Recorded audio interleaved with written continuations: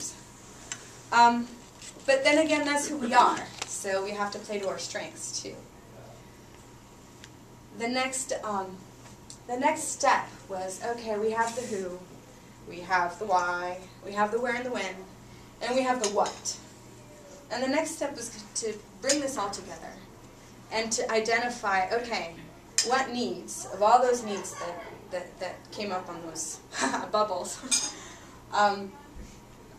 which ones should we address? Which ones can we address? Is someone else out there already kind of marketing toward that need?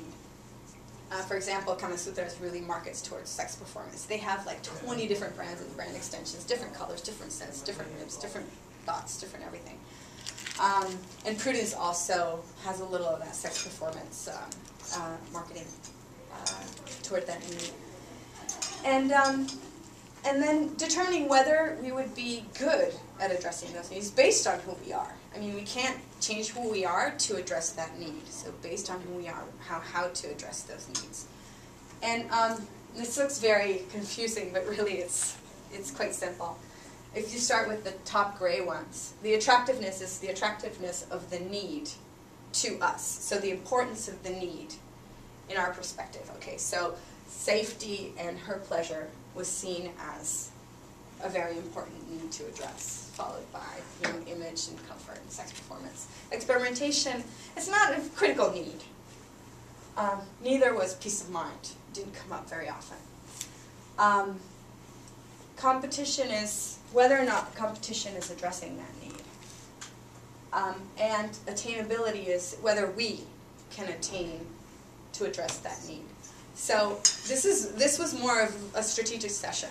Now, taking all of the information that we learned from the who and the what and the where and the when, and looking at those needs, whether or not we were the right condom to address the need identified, and whether it was worth addressing that need. And then coming down here are our 4 profiles. And what we tried to figure out here was, okay, how important is that need to each one of these people? And this in a kind of decision-making process of who are we going to try to target, and what needs are we going to address with our product? Yeah. And unfortunately, this is where we are. And right now, we are allowing the ideas to marinate. We're going to revisit kind of the conclusions that were drawn from that workshop. So the conclusions are actually in that chart, but they're not kind of the decisions of how to move forward. This, like I said, this is an ongoing process, and this is really just the first step to try to identify what those strategic priorities are. And then really the idea is to kind of flesh these out, revisit, and start making decisions of how to move forward. That's all I got.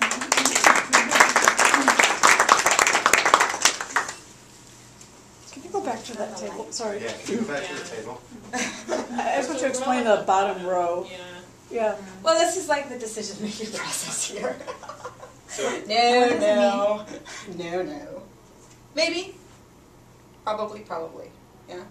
So this is really kind of the discussion of, okay, at the end of this workshop, we feel that we can really look at safety and comfort. Like that's something that our brand, Jeito, and who we are, can address. I think not many people are addressing them, and some of these score really high on. They're important to some of the profiles. So so this is really kind of the first, the draft conclusion. I don't know, the preliminary conclusions of this kind of analysis of bringing it all together, Just a question. I know that this is still upcoming, but it's a question that's on my mind too, because Burkina and some other countries are facing this in terms of if you're positioning yourself as comfort and safety, but people who have experience with your brand feel that it breaks easily and that it causes irritations and it's not as high quality, how are you going to reconcile that? Because it's hard to feel safe if you think the product is going to break? Yeah, that's really a question for marketing people, huh? Okay. How are they going to do that? To be honest, I don't know. And like I said, these are the preliminary conclusions. I mean, it might mean changing the product. It might mean kind of getting rid of some of what we have and adding something new. I mean, those decisions are really yet to come. But it is a big challenge, and it's a big challenge because some of those, like, functional ones that are at the bottom that I said, like, if you don't have these, you might as well not have a product. Some of those we were maybe not really, coming through on some of that. So I think this really made us realize too. This has implications not only for the marketing part, but really for the whole process of distribution and everything. It really has implications broader than just the marketing, I should say. I've already mentioned it because I came in a few minutes late, though.